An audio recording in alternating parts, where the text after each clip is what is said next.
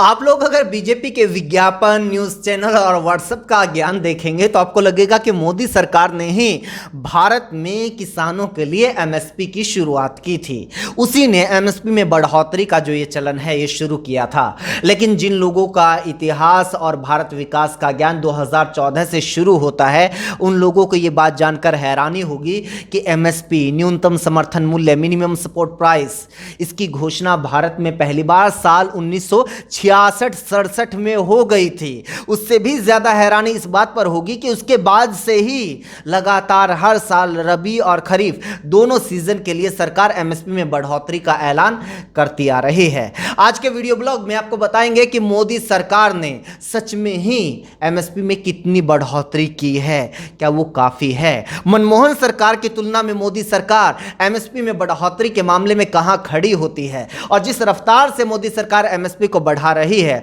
क्या उससे कहीं भी दूर दूर तक कोई चांस है कि 2022 तक किसानों की आय डबल हो जाए।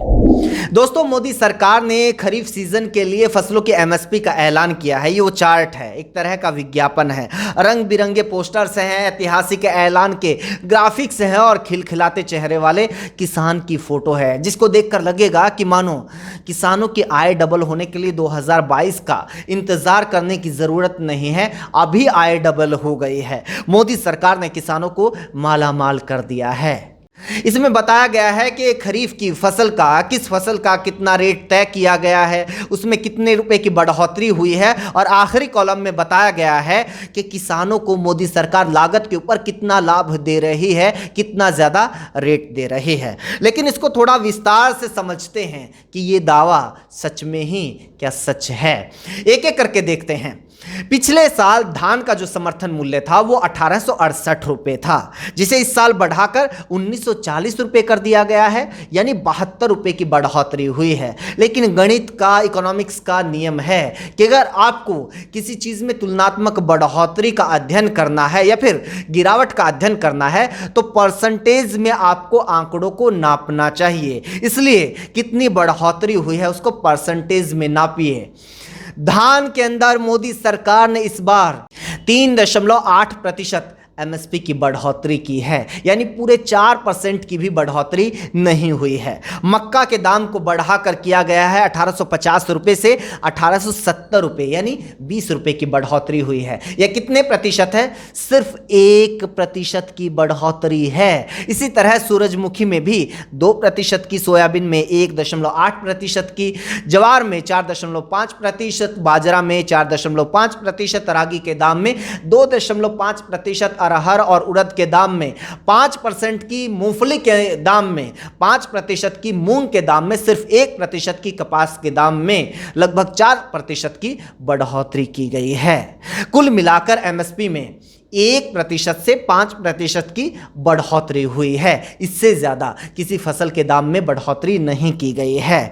इसके मुकाबले में देखिए कि लागत कितनी बढ़ी है, तब आपको पता चलेगा कि क्या ये जो बढ़ोतरी की गई है ये काफ़ी है। आप छोड़ दीजिए मजदूरी इस दौरान कितनी बढ़ी है, बुआई का रेट, कढ़ाई का रेट, ट्रांसपोर्ट का रेट और जो खेती की लागत होती है वो कितनी बढ़ी है। आप सिर्फ और सिर्फ पेट्रोल डीजल का दाम देख लीजिए। 6 जून 2020 से 6 जून 2021 के बीच में पेट्रोल डीजल के दाम देख लीजिए। हालांकि 6 जून के बाद भी लगातार पेट्रोल डीजल के दाम बढ़ रहे हैं, हर रोज बढ़ रहे हैं, लेकिन एक तुलनात्मक अध्ययन के तौर पर ये एक साल का टर्नओवर ले लीजिए। पेट्रोल 6 जून 2020 को रेट था 71.26 या 71 रुपए का था, जो बढ़कर 95 रुपए का हो चुका है। कई जगहों पर 100 का आंकड़ा पार कर चुका है। ये जो बढ़ोतरी है ये 33 से 35-40% तक की है। डीजल के रेट को देख लीजिए। 69 रुपए में जो डीजल एक साल पहले मिलता था वो बढ़कर 85, 86, 90 रुपए के आसपास के रेट पर आज की तारीख में मिल रहा है। ये जो प्रतिशत में बढ़ोतरी है ये 23 से 40% की बढ़ोतरी है। यानी एक तरह से देखा जाए, कम से कम भी अगर पेट्रोल डीजल के दाम में बढ़ोतरी को आंका जाए तो 23 से 33% की बढ़ोतरी तो किसानों की इसी लागत में हो गई है। बाकी जो लागत है वो तो अलग है। इसके अलावा मोदी सरकार देश की पहली ऐसी सरकार है जिसने खेती के ऊपर टैक्स लगाया। खाद पर 5%, कीटनाशक दवाइयों के ऊपर 18%, ट्रैक्टर और खेती उपकरणों के ऊपर 12%, जो साल दर साल किसानों की लागत को बढ़ा रहा है। किसानों के साथ मोदी सरकार ने सबसे बड़ा धोखा यह किया कि उसने स्वामीनाथन आयोग की रिपोर्ट लागू करने का झूठा वादा करके किसानों का वोट लिया था। नरेंद्र मोदी जब दिल्ली की गद्दी पर बैठेगा तो किसान आयोग की रिपोर्ट को पहली कलम से लागू करेगा, यानी कुल जो लागत होती है उसका 1.5 गुना दाम देने का वादा किया था। इसके हिसाब से अगर देखा जाए, जो धान का रेट है, एक छोटा छोटा उदाहरण ले लेते हैं, जो धान का रेट है ये पिछले साल ही 2500 रुपये हो जाना चाहिए था, लेकिन नहीं हुआ। कितना हुआ है वो इस साल 1940 रुपये हुआ है, जो पिछले साल ही 2500 रुपये हो जाना चाहिए था। गेहूं पिछले साल ही 2200 रुपये हो जाना चाहिए था। अरहर उड़द के दाम पिछले साल ही 8000 रुपये से ज़्यादा हो जाने चाहिए थे और मौजूदा दाम 6300 रुपये हैं। 1.5 गुना दाम के हिसाब से कपास के दाम पिछले साल ही 7400 रुपये हो जाने चाहिए थे, जबकि इस साल दाम है 5700 रुपये जो घोषणा हुई है। मक्का के दाम पिछले साल ही 2400 रुपये हो जाने चाहिए थे, जो इस साल 1870 हुए हैं। कुल मिलाकर जो किसानों की कुल लागत होती है, इसके ऊपर सरकार लाभ नहीं दे रही है। इस हिसाब से देखा जाए तो किसान को हर सीजन के अंदर घाटा उठाना पड़ रहा है। लाभ तो बहुत दूर की बात है, लेकिन जो पोस्टर में प्रचार किया जा रहा है उसके ऊपर भी नजर डाल लीजिए। कितना कितना प्रतिशत लाभ दिया जा रहा है। ये जो लाभ दिया जा रहा है ये आंशिक लागत के ऊपर दिया जा रहा है, लेकिन ये जो आंशिक लागत के ऊपर लाभ है, आंशिक लागत के ऊपर एमएसपी है, इसकी अगर मनमोहन सरकार से तुलना की जाए तो मोदी सरकार मनमोहन सरकार के सामने कहीं नहीं ठहरती है।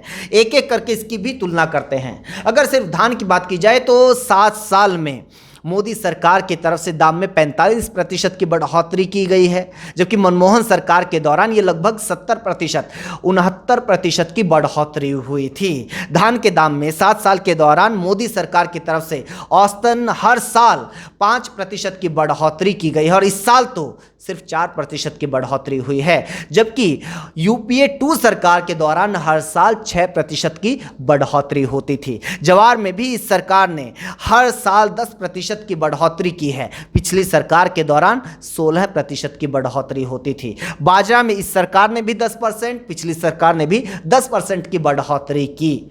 रागी में इस सरकार ने ज़्यादा बढ़ोतरी की है, थोड़ी सी ज़्यादा। इस सरकार ने 15% की बढ़ोतरी की है हर साल, पिछली सरकार हर साल 13% की बढ़ोतरी करती थी। मक्का में इस सरकार ने 5% हर साल, पिछली सरकार 11% हर साल बढ़ोतरी करती थी। तूर में इस सरकार ने 6%, पिछली सरकार 17% की बढ़ोतरी करती थी। मूंग में ये सरकार 7%, पिछली सरकार 13% की बढ़ोतरी करती थी। उड़द में इस सरकार ने 6%, पिछली सरकार ने 14% हर साल की बढ़ोतरी की। मूंगफली में पिछली सरकार ने 18%, इस सरकार ने 5% की बढ़ोतरी की। सोयाबीन में पिछली सरकार ने 17%, इस सरकार ने 7%। सूरजमुखी में पिछली सरकार ने 13% और इस सरकार ने 8% की बढ़ोतरी की। 2-3 फसलों को अगर छोड़ दिया जाए तो पिछली सरकार ने हर फसल की आंशिक लागत के ऊपर एमएसपी देने में मोदी सरकार की तुलना में 2 गुना ज्यादा दाम दिए हैं। इस साल जो मोदी सरकार की तरफ से एमएसपी में ऐलान किया गया है, इस बढ़ोतरी से एक और बात साबित हो गई है कि 2022 में किसानों की आय डबल करने का जो नारा था वो कोरा जुमला था, क्योंकि 2022 से पहले ये आखिरी फसली सीजन था। इसी में एमएसपी को डबल करके या कोई भी तरीका अपनाकर किसानों की आय डबल करने का काम किया जा सकता था, लेकिन मोदी सरकार ने ऐसा नहीं किया। मोदी जी ने 8 फरवरी 2016 को उत्तर प्रदेश के बरेली में एक किसान रैली को संबोधित करते हुए आधिकारिक तौर पर घोषणा की थी कि आने वाले 2022 में जब देश अपनी आज़ादी की 75वीं वर्षगांठ मना रहा होगा तो किसानों की आय डबल हो चुकी होगी। जब मोदी जी ने ये ऐलान किया था तो उस दौरान धान का जो रेट था वो 1470 रुपये था। अगर इस हिसाब से देखा जाए तो आज की तारीख में जो ये ऐलान हुआ है कल, ये ऐलान होना चाहिए था 2940 रुपये का। इसी तरह गेहूं का जो दाम है वो 3250 रुपये हो जाना चाहिए था। आय डबल करने के 2 ही तरीके हैं, या तो फसलों का रेट डबल करो या फिर खेती की लागत को आधी करो। ना तो फसलों का रेट डबल हुआ और ना ही लागत को आधा किया गया, बल्कि लागत को डबल कर दिया गया। हाँ, एक बात और, जब भी आप एमएसपी का कोई भी जिक्र सुने, एमएसपी के ऐलान की बात सुने, तो आप इस बात को ध्यान में रखिए कि सरकार एक और ज्यादती किसानों के साथ करती है। एमएसपी का ऐलान तो हो जाता है, लेकिन ज्यादातर किसानों को एमएसपी मिलती नहीं है। एमएसपी से बहुत कम रेट के ऊपर किसानों को अपनी फसल बेचनी पड़ती है। इसीलिए तो किसान एमएसपी का कानून बनाने की मांग कर रहे हैं, इस मांग को लेकर आंदोलन कर रहे हैं। आप लोगों को ये जानकारी कैसी लगी, आप हमें कमेंट करके ज़रूर बताइए। इसे और लोगों तक पहुंचाने के लिए ज़्यादा से ज़्यादा शेयर कीजिए हमारे यूट्यूब चैनल आपका रिपोर्टर को सब्सक्राइब कर दीजिए और साथ में जो बेल आइकॉन बना हुआ है उसको भी क्लिक कर दीजिए।